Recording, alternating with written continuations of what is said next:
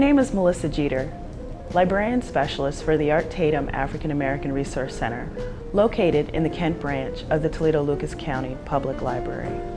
Welcome to the Art Tatum African American Resource Center's Oral History Project, the Edrene Cole Collection.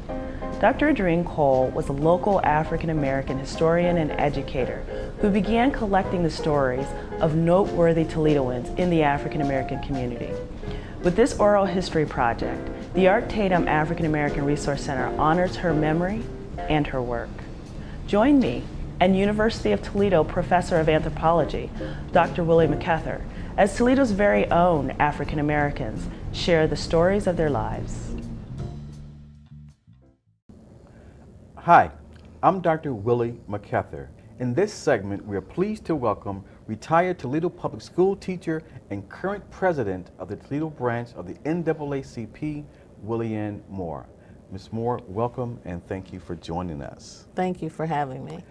Ms. Moore, I'd like to speak with you about your life here in Toledo as you're coming of age here. And I know that you were born in Birmingham, Alabama, and migrated with your parents to Toledo in 1950. Do you have an idea of why your parents came to Toledo? Well, my father was killed and in the ore mines because those were prevalent jobs in Alabama, working in the ore mines and the steel mills. Sure. My father was killed, and my mother did not have the opportunity of practicing being a nurse. She could not practice in Birmingham because it was not allowed for blacks to practice. Okay. They could be midwives, but they could not work in the hospital. I was born in Jefferson Hillman Hospital, and I was born in the colored section. Okay. I was born during the time of deep segregation in Birmingham, Alabama. I am the great-granddaughter of a slave, Ezekiel Arthur, and my mom thought that if we were to come to Ohio, that life would be better. Little did she know. Okay. I want to talk in a bit just about what race relations were like in Toledo, Ohio, but let's sort of back up a little bit before we get there. When you moved to Toledo, who did you live with? We lived with my aunt and her husband. Okay. We lived at 2047 North 13th Street. Okay. Blacks could only live as far as Franklin Avenue. They could not live in the Old West End where you're sitting now. Okay. We were not allowed in this section of town. We were not allowed to live in this section of town. Blacks lived on the north side as to what they call down in the bottoms, across in the downtown section, in the projects, and a small section out Stickney. So African Americans in Toledo were residentially segregated and confined to particular areas of the city, and that's where you grew up in one of those confined areas. Yes, very much so. Let me go back. What was your mother, or is your mother's name? My mother's name is Catherine Walker. Okay, and your father? My father's name was Benjamin Edmonds Walker. Okay, and the relatives that you lived with when you first arrived here, their names? Amelia and Samuel Washington. Okay, good. I want to make sure that we get that established. Okay. Okay, so what schools did you attend in Toledo? I attended the best school in Northwest Ohio. I attended Johnny Gunkel grade school, junior high school, and then I attended Scott High School. Scott High School, okay. You're not being partial, are you? No, okay. No, but there was no other. There was no other. That was absolutely the best. That was it. I bet you there are some people who just might disagree with that, but different program. They're in the minority. As you were growing up in Toledo, before you complete high school, who are some of your friends, and what kind of things that you do in Toledo? We had a lot of things to do because we were all poor and didn't know it and very happy Sure. in our environment. We had the Frederick Douglass Center where we could go bowling, where we could go to Links Teen Town, where we were in the top Zenos, where we had gym, where I went to nursery school. And then we had the Belmont Enterprise, where we could go skating and where they had the teenage dances. So whatever we wanted, it was in our neighborhood. We didn't have to leave our neighborhood for recreation, for nurturing, and for role models, because our teachers and doctors lived in the neighborhood. Okay, so it's kind of self-contained areas in the city. Yes. So then, even though African Americans were sort of contained or bounded by institutions, African Americans managed to be okay. Yes, African Americans managed to be very much okay, because if you were whoever lives in this city, we all started with the same humble beginnings. And from those neighborhoods came our doctors, our lawyers, our teachers, our professors, our auto workers, our secretaries, and we blossomed. And whatever you consider a level of success, now you may consider a level of success graduating from college. Some of the young people that I grew up with would consider a level of success getting a good job at Jeep. Yeah, it's all relative, absolutely. Right, it's relative to what you think a level of success is, but all of us had the same humble beginnings. Judge Dunahay's mother and my mother worked together at St. Vincent's Hospital. Okay. So we just knew, our parents told us that we were going to college. We didn't know how we were going to go, how we were going to pay for it, but we knew we were going, and we did. Okay. So then, speaking of college, what did you do after high school? Well, after high school, reluctantly, I had to go to an all-girls private college. I did that and graduated. I then went on to Bowling Green State University, and I received my master's degree, and I started working on my PhD, but then I got the organizing bug for community development and organizing. Okay. And I stopped to do a lot of work within my community. Okay. Well, let's go back. So I want to now sort of switch gears a little bit and talk about two things. I want to talk about what was happening on Dorr Street as you were coming of age here, and then I want to talk about race relations in Toledo as you're coming of age. So let's first deal with Dorr Street. What was Dorr Street like in the 1950s, 60s, and 70s? Dorr Street was the mecca for African Americans. It was the, let me say, the commercial district for African Americans. For whatever our needs were, African Americans were in control of their economics. Okay. Because we had dry cleaners, we had grocery stores, we had tailor shops, we had beauty shops, we had doctor's offices, we had local bars and nightlife entertainment. Whatever it was that you wanted, you found it on Dorr Street. Okay, okay. What led to the demise of Dorr Street? Urban removal. Okay, renewal. And they call it, no, it was urban removal. Okay. Because to renew something means that you have to replace it. There was no renewal of our community. It was totally decimated. Dorr Street was part of the real estate was taken, and they offered us very little money for our property, and our property was worth much more. But we took that little money because we wanted to move out, and we thought moving out was moving up. Okay. But you don't have to move out to move up. Right. And we thought that that was our the answer. We took that little money. They never replaced anything on Dorr Street. So we do not have an economic base. And it has never been revitalized, but people are working now to try to see if we can do some revitalization of Dorr Street. It just sounds as if African Americans in Toledo got a raw deal to an extent when it came to urban renewal with respect to Dorr Street. Is that overstating it?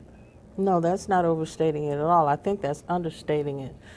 They not only got a raw deal, they didn't get a deal. And when you really stop to think about it, you get what you work for. And we didn't work for it. We didn't work for it. We didn't demand that our city fathers reestablish or renew Dorr Street with those urban renewal dollars. We didn't demand that. In fact, I want to ask the question, but where was the black leadership? Where was the leadership when this transition was taking place and doing what you were saying? Look, wait a minute, we're not getting any deal here. We know we're getting a shaft. Who was speaking up in the community? Well, now, let me say, I'm happy to say I was a kid. Okay. Okay? So that was not under my watch. But there were some African American men that started to try to bring some things back. Yep. But if they took one step forward, they were pushed 2 steps back. And after a while, I guess maybe they were just worn down. And I want to say that because I know that they put forth an effort. It was a group called Harambe, and they did put forth an effort, but it just never took hold, and it never materialized nor came to fruition. So that was a loss on our part. Let me say that was a great loss. Okay. I think it's important that you point that out because it should never be said that no one has made efforts to revitalize or to stand up, because there were efforts. Yes, there were. To do it. So we want to make sure that comes across very clear. Let's switch gears a little bit, if you could, WilliAnn. And I want to talk about race relations, and sort of, you can either go back as far as you want, but sort of go up to early 1970s. How would you characterize race relations in Toledo? Why don't we just come up to 2009? I don't think we need to stop at 1970. Toledo has always been polarized as far as race.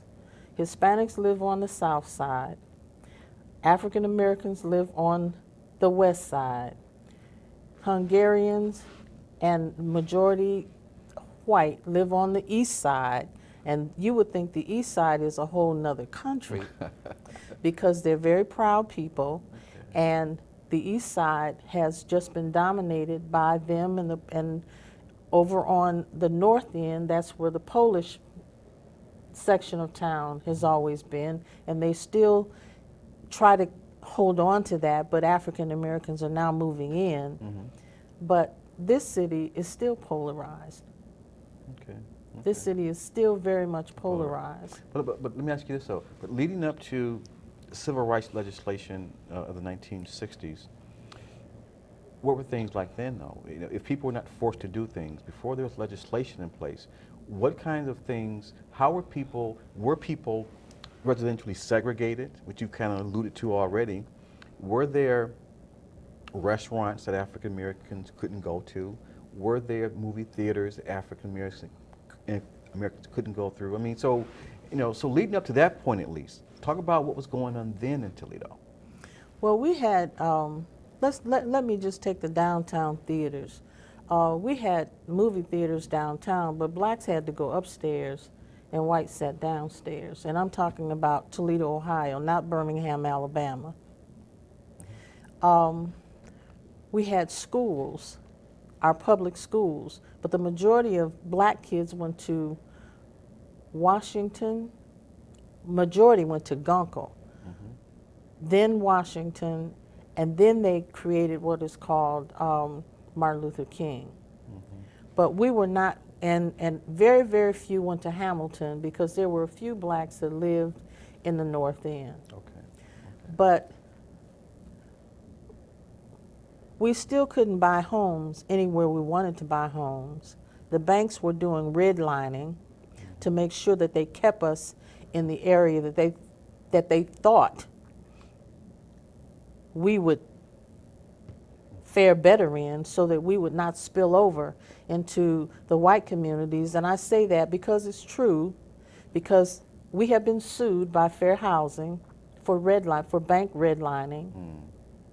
So that is true, and I was fortunate enough to have worked on the redlining that was going on in the Old West End. We couldn't buy homes over here in this area because if you were to call on about those homes, they would tell you that those homes were sold. There were very few people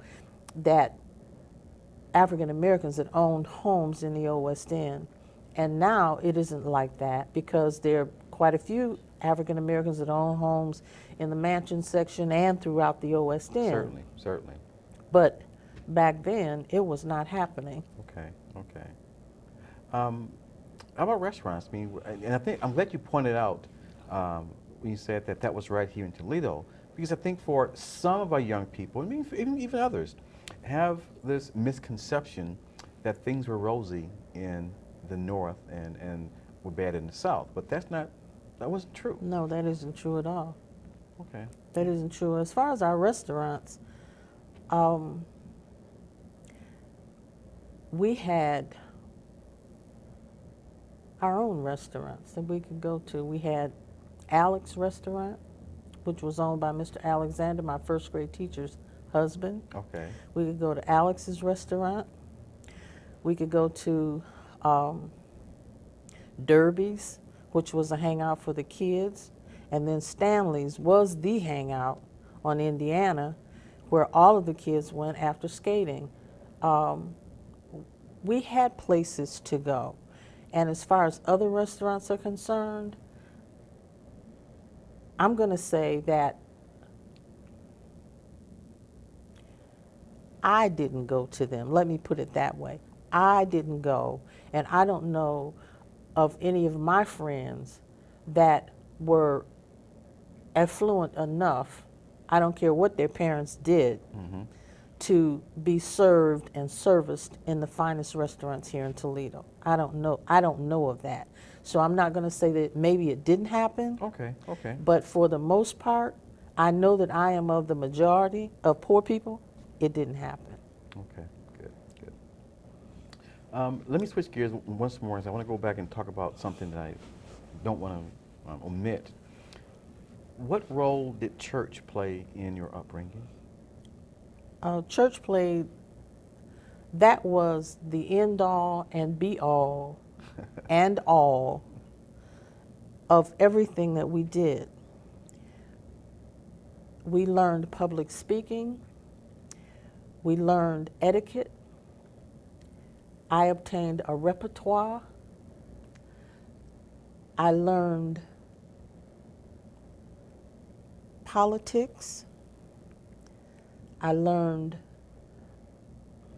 obedience, patience, and respect in the church. Everyone went to church. What church did you attend? I attended St. Paul AME Zion at Belmont and Hawley. If you did not go to church, you didn't go anywhere on Sunday in Toledo. Everyone went to church. Everyone came out of their doors with their parents on their way to church, and it didn't matter what church you were going to somebody's church. Everybody knew your parents. Everybody knew your parents' relatives, and it didn't matter what church you went to. They knew that I was Miss Walker's daughter, and Mrs. Walker's daughter was going to behave and act in a respectful manner. But everything happened at church, even the social gatherings that we had. Most of those happened in our churches. I mean, we had picnics, we had hay rides, anything that you wanted for youth was done through the church. Sure, sure. I mean, so that it sort of Then could we say then that churches are more than just, or have been, more than just a spiritual place? They're a place social, economic as well then? Yes, I know that the black church has been the foundation and the backbone for many black youth, and especially in my generation, if there wasn't a father in your home, if your mother was a single parent, there was always a trustee in the church that would put his hand on you or adopt you or be a role model for you or pick you up and be a father figure. Mm-hmm. So we didn't hang out. We weren't allowed to hang out on street corners. We didn't have to do that because everything that we needed was provided by our church. Absolutely. Good, good.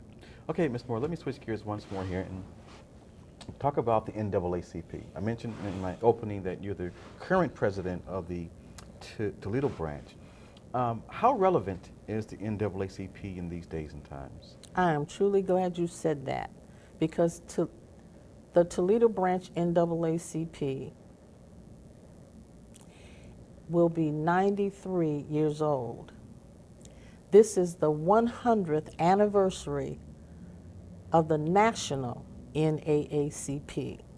The NAACP is needed now just as much as it was needed 100 years ago. Racism, sexism, and any kind of discriminatory practices are still alive and well.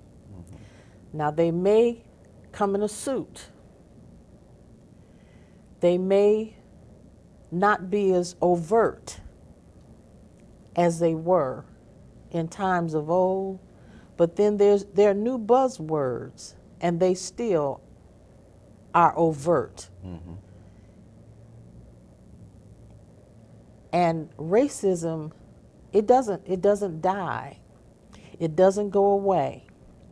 And it's permeated, it's there 24 hours a day. Let me ask you something. Some people have said that because we now have an African American president, that proves that racism is a thing of the past. How true is that? Well, that just goes to show how naive we are. We have an African American president because he is worthy. He is worthy to be president. No one could not say that he was not smart enough, that he was not gifted enough. And the campaign that he ran will be studied for the next century because he ran a brilliant campaign, one like none other that has ever been run in this country. Absolutely. So the bottom line is we have a man that is qualified in the White House who happens to be African American, but that has no bearings on segregation and discrimination in this country. We found that out throughout his election. Absolutely. So I would just like for people to think before they speak and to know that the NAACP will be here for another 100 years. And if they have not bought their membership, they are all members. It's just when they want to pay their dues. Because, I mean, I can imagine, do you get phone calls from people making claims of discrimination who are not members? And is that okay? Most of them are not members. I get calls from all colors of people, not just African Americans. And let me say this, the NAACP was founded not just by African Americans, it was founded by Caucasians and African Americans because of the plight of what was happening to people of color. Sure. But today I get calls from Hispanics, I get calls from single white females, I get calls from African Americans, I may get calls from Native Americans, specific islanders. I get calls from a lot of people who are needing help, who are being discriminated against. And like I say, discrimination has no color boundary lines. Mm-hmm. Discrimination comes in all colors. Sure. So there's one thing that the NAACP does know. First, people will call Jesus and then the NAACP. Oh, okay, yeah. Okay, see, I understand that. I understand that. You know, how do you respond? Some people have criticized the NAACP, saying that it's too elitist. How do you respond to that? Well, when they say that the NAACP is elitist, the NAACP has won its greatest victories in the courts. And when those victories were won and are still being won, they are not being won just for those people that are of the elite. Those victories have touched the lives of everyone. That's right. White women, blacks, and even white men. That's right.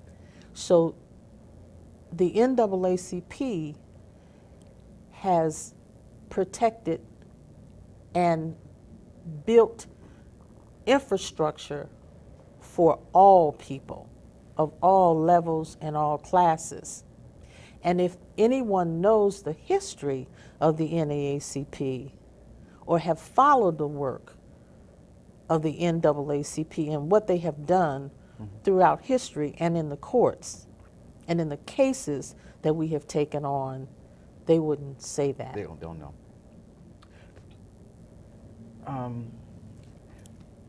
As an educator, and now former educator rather, and as the president of this local branch, what are some of your concerns? I mean, what sort of bothers you about our community? Well, one of the things that is bothering me about our community is the resegregation of our schools. And I'm saying the resegregation of our schools because if you look at the total picture, and not just here in Toledo, but if you just look at the total picture of our schools, our children are being placed again in a situation where they're in all black schools because we have communities where people have made a mass exodus. The majority community has made a mad exodus, and we are once again Sort of confined to a particular... confined in the core city and in public schools, and our children are there. Those who can afford it have and always will send their children to private schools. But public schools used to be for the vast majority of all children. Now public schools are for the vast majority of African American and Hispanic children. Interesting.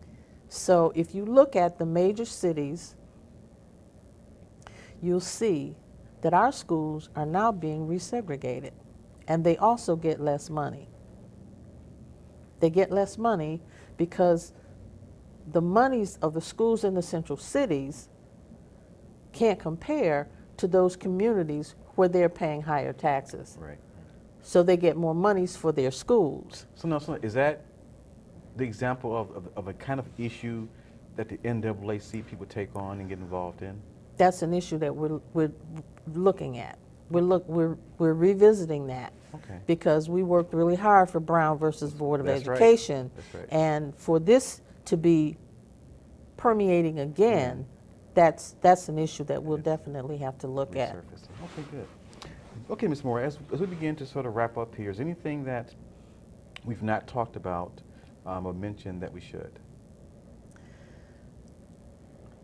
I think that we should talk about the lack of African American doctors Okay.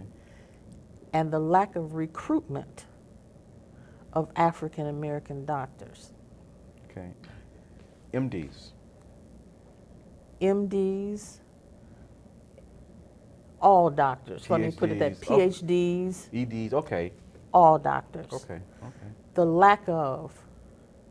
And then when the lack of recruitment. I look at some of the major institutions and I see them recruiting our children because they bring dollars. They bring federal dollars. I don't see them I don't see them recruiting faculty and other staff. I just don't see that. And I think that's an issue that needs to be looked into. I agree with you. Because when I send my grandchildren who are in college now, I want them to see someone that looks like them, that they can relate to. And I'm not saying that they can't relate to all colors of people, but I want them to see somebody that looks like them. I think it's important for people of color, I think of all ethnic groups, I'll say that, but I think in particular it's important for people of color to see people who look like them in different capacities. Yes. It's sort of, if nothing else, it lets them know that if I work hard, I can achieve as well. That's exactly what it means. It means that I can aspire That's right. to become the president or a PhD or the president of the NAACP. Right. They need to see people that look like them. That's right. That is truly important, and that is the plight of the NAACP. Well, I think that's so appropriate, and I look forward to that continued work. And you know, I'll say on the record, if I can play any role in that, please let me know. Buy your membership. It's time to pay your dues. Time to pay my dues. Okay. One last question I do want to ask you about, and it has to do with Edrene Cole. You know, and Edrene Cole was an educator and spent most of her adult life helping to educate and document the history of African Americans in Toledo. When you think of Edrene Cole, what do you think of? Mrs. Cole, Edrene, was a mentor of mine. She was my big sister, and she helped me cross the burning sands of Alpha Kappa Alpha sorority. Okay. She was a lady with class and style. She not only talked about what she wanted young women to be and young people to be here in this city, she lived it. You never saw her not being proper and elegant. She was always full of innovations as far as things that were going to benefit the community. She worked with the youth. She worked with NAACP, AXO for many years, and we had many gold medalists under her tutelage. She always spoke her mind. She was feisty, but she was smart. She knew who to approach and how to approach them, and she knew how to get things done. And if I only learned one thing from her, and that was she always said, choose your battles. Know which ones you can win, and those you cannot win, get plenty of allies. So she was truly a role model for me. WilliAnn Moore, thank you. We'll let that be the last word. Okay. Thank you very much. You're welcome. Thank you.